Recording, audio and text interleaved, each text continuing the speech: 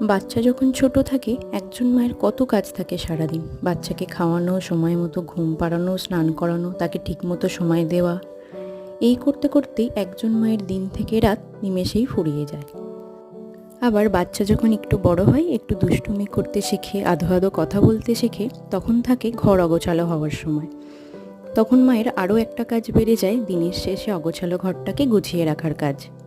আশেপাশের মানুষেরা হয়তো বলে, দেখবে বাচ্চা একটু বড় হলে তোমার এত কাজ থাকবে না। কিন্তু সত্যিই কি সেটা হয়?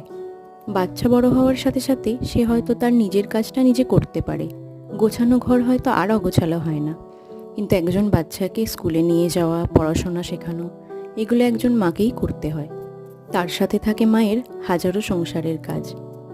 তাই একজন মায়ের দায়িত্ব কোনোদিনই কম হয় না, বরং সময়ের সাথে সাথে সেগুলোর কিছুটা পরিবর্তন ঘটে।